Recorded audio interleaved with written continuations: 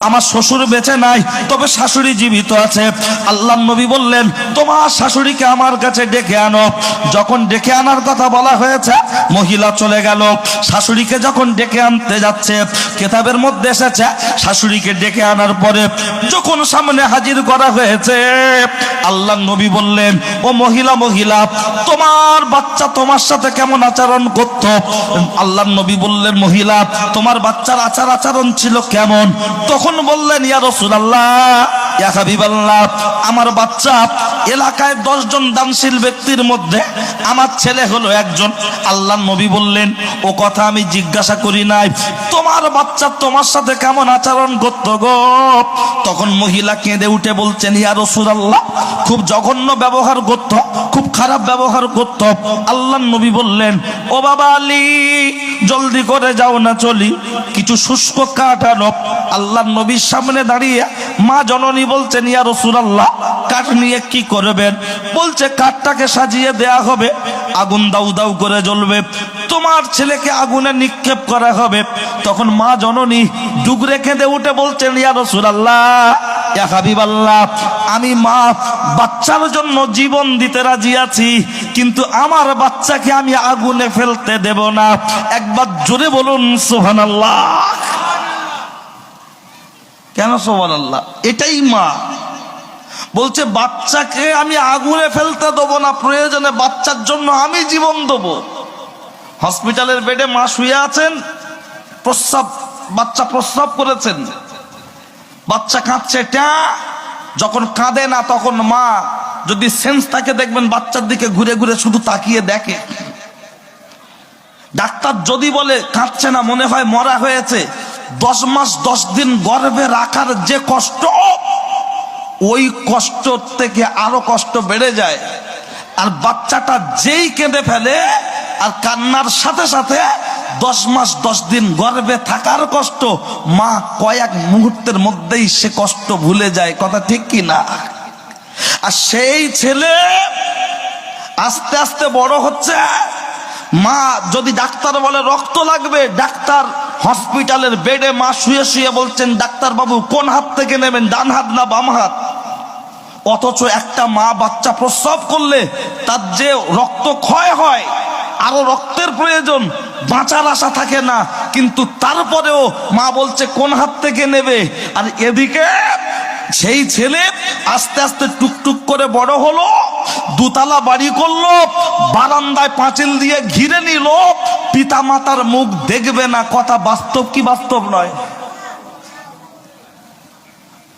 ভাই, যারা ওই অফিসের টেবিলের কাছে আছেন একটু আস্তে, অফিসের টেবিলের কাছে যারা আছেন একটু আস্তে, একটু আস্তে। ভাই, আপনাদের আওয়াজ এ পর্যন্ত আসছে, যদি সমস্যা হয় বক্তব্য বলবেন, সমস্যা নেই, ঠিক আছে। আর যদি আপনাদের পার্সোনাল কোনো ব্যাপার থাকে একটু আস্তে, আর যদি আমাকে কেন্দ্র করে কোনো ব্যাপার থাকে ডাইরেক্ট স্টেজে আসুন, কথা বলবো ইনশাল্লাহ। ভাই ও বাবাজি,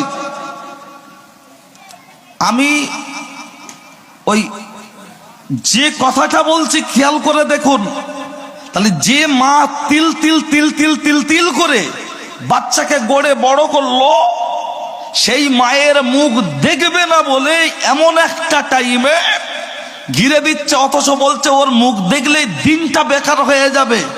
আর আজকে সেই ছেলে যদি হাতে তসবি নিয়ে গপ গপ করে টেপে, ও ফুরফুরাই যাক, জামাতে যাক, আর চিল্লাই যাক, ফুরফুরাইকে যে হুজুরের কাছে মুরিদ হোক, ওর জন্য শান্তি মিলবে না।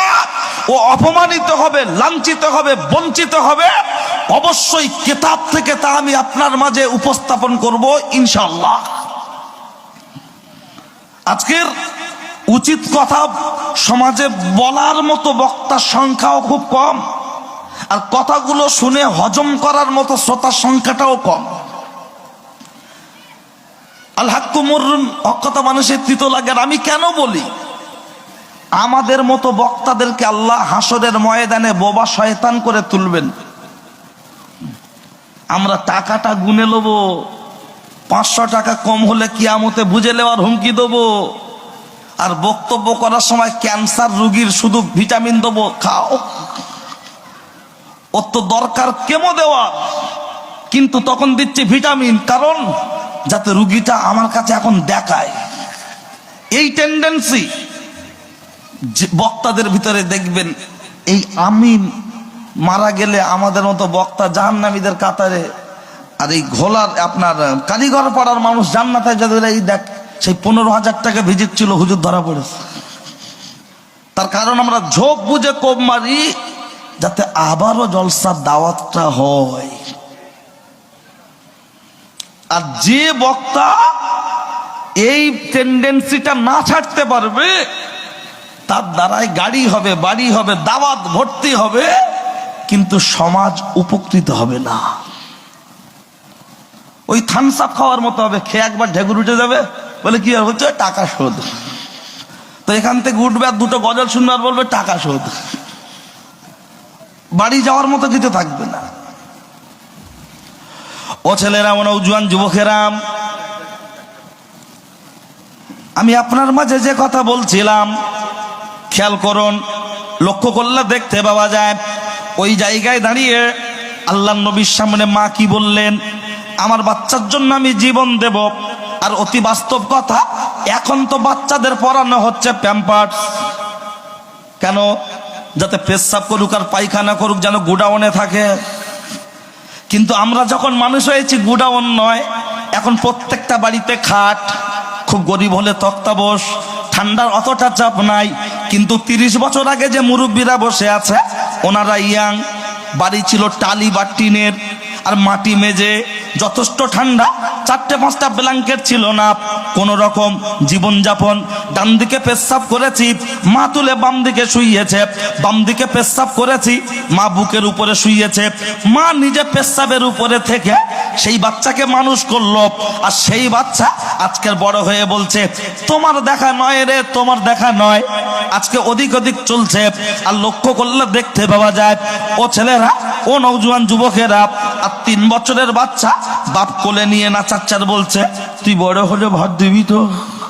আরে তুমি ভাত দেবে না বলে বসিরহাট থেকে কাজীপাড়া এসে আছো, সে চাকরির সুবাদে হোক আর অন্য কোনো কারণে হোক, তুমি তো এখানে বাড়ি করেছ, অথচ বাপ মায়ের সাথে ঠিক মতো সম্পর্ক রাখো না, ঠিকঠাক খবর নাও না। বাপ সুগারের ওষুধ খাচ্ছে কিনা কোনো খবর নাই, ডাক্তার দেখাতে পাচ্ছে কিনা কোনো খবর নাই। অথচ তোমার শ্বশুর বাড়ি থেকে লোক এসে থাকছে, ডাক্তার দেখাচ্ছে, তুমি নিজে মোটর সাইকেলে করে নিয়ে যাচ্ছ, অথবা তোমার স্ত্রী নিয়ে যাচ্ছে, তার বেলা সমস্যা থাকে না। আর ওই বাচ্চা ভাত দেবে কিনা চিন্তা করছো। যদি খবর নিতে হয়, মধ্যম গ্রামের যে আপনার বৃদ্ধাশ্রম আছে খবর নেন, ওদিকে আপনার আমিনপুর বাজার পেরিয়ে থানার পাশে বাম হাতে একটু খবর নেন। এখন দেখবেন কুকুরকে আপনার চাকরকে দিচ্ছে ছেলে, আর কুত্তার বাচ্চা নিচ্ছে কোলে। কথা ঠিক কিনা? চাকরকে দিচ্ছে ছেলে, কুকুরের বাচ্চা নিচ্ছে কোলে, আর বুড়ো বাপ মার বৃদ্ধাশ্রমের দিন কাটে। আর লক্ষ্য করলে দেখতে পাওয়া যায়, ও ছেলেরা, ও নওজোয়ান যুবকেরা, আমি আপনাকে যে কথা বলছি, আল্লাহর নবী সাল্লাল্লাহু আলাইহি ওয়াসাল্লাম বৃদ্ধা জননীকে বললেন, ইয়া রাসূলুল্লাহ, আল্লাহর নবী বললেন, ও বৃদ্ধা জননী, তোমার বাচ্চার জন্য যে কাজটা করতে হবে সেই কাজটা হলো খুব কঠিন, তুমি কি পারবে? মা জননী বলছেন, ইয়া রাসূলুল্লাহ, ইয়া হাবিবাল্লাহ, মায়ের কাছে বাচ্চার জন্য কোনো কঠিন কাজ হতে পারে না, সব কাজটাই হলো সহজ সহজ। মা ভাত খেতে বসেছে, বাচ্চা যদি পায়খানা করে দেয়, মা কি গলায় পা তুলে দেয়, ছুঁড়ে ফেলে দেয় না? অথচ ছেলে চা খাচ্ছে আর বৌমা চা করছে, আর যদি থুতুটা ফেলতে গিয়ে বারান্দার পটে পড়ে যায়, ও বাপ মায়ের উপরে কিছুক্ষণের জন্য কিয়ামত নেমে আসে না? আসে না? গজর গজর করে, গজর গজর, গজর গজর, গজর গজর। অথচ লক্ষ্য করলে দেখতে পাওয়া যায়, ওই সময় যখন কোলে আমরা পেশাব করেছি, পায়খানা করেছি, তখন যদি বাপ গলায় পা তুলে দিত, মা যদি মুখে লবণ ঢুকিয়ে দিত, আজ তুমি মাস্টার ডাক্তার হতে পারতে না, আজ তুমি ইঞ্জিনিয়ার হতে পারতে না, ও সাদ্দাম তুমি বড় বক্তা হতে পারতে না, তুমি মসজিদের বড় ইমাম হতে পারতে না। কিন্তু দুঃখের বিষয়, কুকুরের বাচ্চা যখন হয়, উঠে একা একা মায়ের স্তনের বোঁটায় ধাক্কা দেয় মাথা দিয়ে। ছাগলের বাচ্চা যখন হয়, একা একা উঠে মায়ের স্তনের বোঁটায় ধাক্কা দেয়। কিন্তু আমরা আশরাফুল মখলুকাত, সৃষ্টি জগতের শ্রেষ্ঠ, আমরা যখন হয়েছি পাশে শুয়ে খাচ্ছি ট্যাপ, বিড়ি খাবে না, পাশে শুয়ে খাচ্ছি ট্যাপ, বিমল খাবে না। আমাদের নানি, চাচি, খালা, ফুপু কেউ না কেউ বাচ্চাটা মায়ের বুকের উপরে চাপিয়ে দিয়ে স্তনটা গালে ধরিয়ে দেয়, মাথাটাকে চেপে ধরে রাখে, তারপরে লাদেনের বাচ্চা খেয়ে টেনে টেনে বড় হয়। কথা ঠিক কিনা? অথচ লক্ষ্য করলে দেখতে পাওয়া যায় কুকুর তার বাচ্চার মায়ের কথা বলে না, ছাগল তার মায়ের কথা বলে না। আর আমরা আশরাফুল মখলুকাত, সৃষ্টি জগতের শ্রেষ্ঠ, আমরা মায়ের কথা ভুলে গিয়েছি। কোরআন শরীফ একটি আয়াত আছে, নপারায় সূরা আরাফ, ওয়ালাকাদ যারানা লিজাহান্নামা কাসিরাম মিনাল জিন্নি ওয়াল ইনস। আমার আল্লাহ ওই জায়গায় বলেছেন মানুষ হলো চতুষ্পদ জন্তু, কুত্তার থেকে খারাপ। কিন্তু তারা কারা? ব্যাখ্যায় পরে আসছি, একটু পরে দেব। কারণ শিয়ারার সাথে যেমন চাটনি দিতে হয়, কথার সাথে এটাও ঠিক জায়গায় পুশ করতে হবে। কারণ তারা হলে দেখবেন অনেকের অ্যান্টেনায় লাগতে পারে, সেন্টিমেন্টে লাগতে পারে। লক্ষ্য করলে দেখতে পাওয়া যায় ও ছেলেরা, ও নওজোয়ান যুবকেরা, ও ছেলেরা আল্লাহর নবী সাল্লাল্লাহু আলাইহি ওয়াসাল্লামের সামনে দাঁড়িয়ে মা বললেন, ইয়া রাসূলুল্লাহ, যে কাজ করতে হবে আমাকে বলুন, আমি করব, কাজটা যতই কঠিন হোক। আল্লাহর নবী বললেন, তোমার বাচ্চাকে অন্তরের অন্তর থেকে তোমাকে ক্ষমা করতে হবে, তুমি কি পারবে? মা জননী ডুগরে কেঁদে উঠে বললেন, ইয়া রাসূলুল্লাহ, ইয়া হাবিবাল্লাহ, আমি ক্ষমা করে দিলাম, ক্ষমা করে দিলাম। আল্লাহর নবী বললেন, আল্লাহুম্মা আমিন, যাও চলে যাও। মা যখন চলে যাচ্ছেন, খানিকটা রাস্তা চলে গেছেন, আল্লাহর নবী শেরে খোদা হযরত আলীকে ডেকে বললেন, ও বাবা আলী, একটু জলদি করে যাও না, চলি। মা ক্ষমা করে বাড়ি যাচ্ছেন। মা আগে বাড়িতে গিয়ে পৌঁছান কি? মায়ের ক্ষমা করাটা আগে বাড়িতে পৌঁছায়। একটু দেখার বিষয় আছে, দেখো হযরত আলী কারামুল্লাহ ওয়াজহু রাস্তায় যেতে যেতে মাকে ওভারটেক করলেন। আগে আলী কারামুল্লাহ ওয়াজহু বাড়িতে পৌঁছে গেলেন, গিয়ে দেখতে পাওয়া যাচ্ছে যে ছেলেটার জবান বন্ধ হয়েছিল, ওই ছেলেটাই মুখে মুখে পড়ছে লা ইলাহা ইল্লাল্লাহু মুহাম্মাদুর রাসূলুল্লাহ সাল্লাল্লাহু আলাইহি ওয়াসাল্লাম। মা বাড়িতে প্রবেশ করলেন, বাচ্চা মায়ের কাছে ক্ষমা চাইলেন। মা বেটা অনেক কথোপকথন হলো, পরিশেষে বাচ্চাটি কলেমা পড়তে পড়তে ইন্তেকাল করলেন। ইন্না লিল্লাহি ওয়া ইন্না ইলাইহি রাজিউন। একবার সকলে মিলে বলি সুবহানাল্লাহ।